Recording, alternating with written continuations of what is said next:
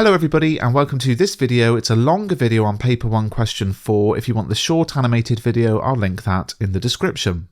In AQA English Language paper 1 question 4, you'll be directed to a specific part of the text and given an opinion on it, perhaps from a student or a reader. You'll then be asked to what extent you agree with that opinion. Let's look at a typical question based on the extract you can download for free through following the link in the description. Focus this part of your answer on the second half of the source from line 16 to the end. A student, having read this section of the text, said, "This extract shows how frightened the narrator feels, which could explain why he abandoned the pony and trap to save himself. To what extent do you agree?" In your response, you could write about your own impressions of the narrator, evaluate how the writers created these impressions, support your opinions with quotations from the text, 20 marks. So the first thing to say here is that you can agree, you can disagree, or you can have a balanced view where you agree with perhaps the first part of the statement that the narrator is frightened, but disagree with the second part that that's why he abandoned the pony and trap to save himself. All three are valid options. Now in a 20-mark question, you should spend around 25 minutes on question 4, and that means you've got plenty of time to think about the two different parts of the statement, reread the section of the text in question, and make your mind up whether you will agree, disagree, or have that balanced view. The assessment objective is AO4, to evaluate texts critically and support this with appropriate textual references. The key skill in question 4 is evaluation. You're evaluating essentially two things: the ideas in the source in relation to the statement in the question, and the methods used by the writer to convey these ideas. A continual sticking point for many students has been with the evaluation of methods. It came up in the very first exam report in 2017 and was still mentioned as an issue in the November 2023 exam. So let's look at it in more detail, focusing on that second bullet point to evaluate how the writer has created these impressions. The wording here can vary slightly. Sometimes it's been evaluate how the writer conveys something or evaluate how the writer creates a sense of something, but the point is essentially the same thing, to evaluate the methods the writer's been using. Now there has been some confusion with this question at times. Given that it's not assessing AO2, use of language and structure, the question is, well, which methods can I actually write about? And the good news is I've looked through the past mark schemes and you can write about pretty much anything. Language, structure, tone, linguistic choices, irony, themes, message, moral, symbolism, imagery, sentence length, verb tense, narrative voice, form, contrast, colour imagery, religious imagery, sensory description. In other words, you can write about any method the writer has used if you feel that method has created the impression you're writing about. So how do we approach this question? Well, there are two different ways to do it. I'll explain both and you can choose the one you like. As I've already said, you want to break apart the two parts of the statement, then reread the lines in question and think about whether you will agree, disagree, or have that balanced view. Approach 1 is to underline or circle or star anything that seems to be important in helping make a decision about whether the narrator seems frightened, and that could explain why he abandoned the pony and trap to save himself, and to see if you can identify a method in the bits you found. The risk with this is that you can end up just retelling the plot, writing things like, the narrator is frightened because he can't tell where the sound is coming from. And this isn't wrong, but it wouldn't be analysing any method. Approach number 2 is to look at the methods being used and see if you can link them to the statements in the question. Now why don't you pause the video and have a go at that yourself? You can download the extract through following the link in the description. If you're looking for methods, you need to make sure you can explain how they link to the question though.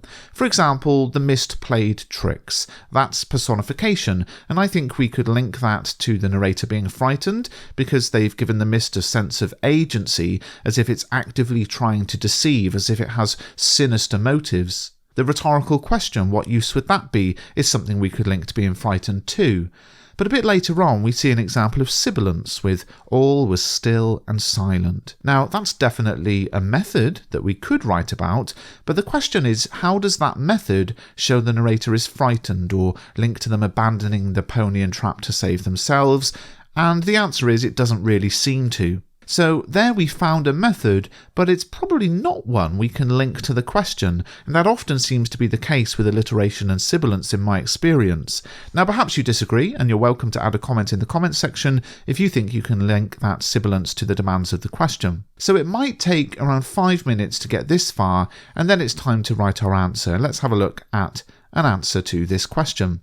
It is clear that the narrator is frightened in this part of the text, so I agree with the student on that point, but I disagree that he abandoned the pony and trap to save himself. The writer creates a sense of fear in this part of the text with a feeling of danger. This part of the extract opens with a realization that the mist played tricks on the narrator. The personification of the mist brings about the sense that the mist is a real live being with threatening intentions, determined to ensure the narrator cannot find a clear path to safety. The fear that the narrator feels is made palpable through the writer's use of the verbs chilled and horrified.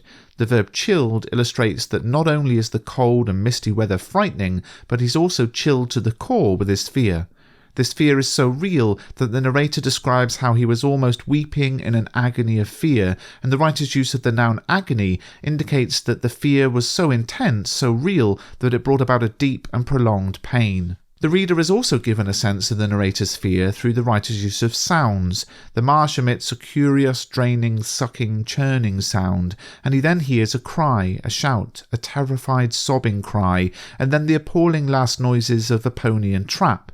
The noises of the marsh sound threatening. The writer's use of the onomatopoeic sucking helps us to appreciate these strange sounds coming from the marsh, and although the narrator cannot see what is happening, there is little ambiguity here. We understand that the sucking noise is the quicksand of the marsh, bringing the pony and trap to make its last noises. The horror felt by the narrator at this point is shared by the reader, as we are both left to understand beyond any doubt that a child and adult are being sucked into the marsh. For these reasons, I do agree that the extract shows how frightened the narrator is in this part of the source. I disagree, however, that the narrator abandoned the pony and trap to save himself. The narrator is in a clear state of distress at this point in the story and was forced to make a decision under difficult circumstances. We know that the mist clouded him and everything from his sight, so it is unlikely he would have been able to help the pony and trap, as he would not have been able to see clearly enough to help. The narrator explains the only thing was to get back to Eel Marsh House to try and signal for help from there, and the writer's use of the phrase only thing emphasises that there were no other viable alternatives to this course of action. Even when the narrator manages to fumble his way blindly to the door of the house, he's still shuddering at the dreadful thoughts. The narrator begins to run forward, then asks what use would that be? The writer's use of a rhetorical question here shows that the narrator did not abandon the pony and trap to save himself, he simply understands he has no chance of saving them. Through using a rhetorical question, the suggestion is that the answer is already implied. The narrator and the reader realise there is nothing he can do to resolve the situation. The structural decision to focus here on the narrator's thoughts about how he could save those in danger shows that he is not considering how he can himself escape the danger, but is instead trying to work out how to help. The question being rhetorical, however, shows that there is nothing he can do, and so I disagree with the student. He was being selfless and brave rather than selfish and cowardly. Okay, so that's a full answer written in time conditions, and if you found this video useful, please do hit the like button and subscribe to the channel.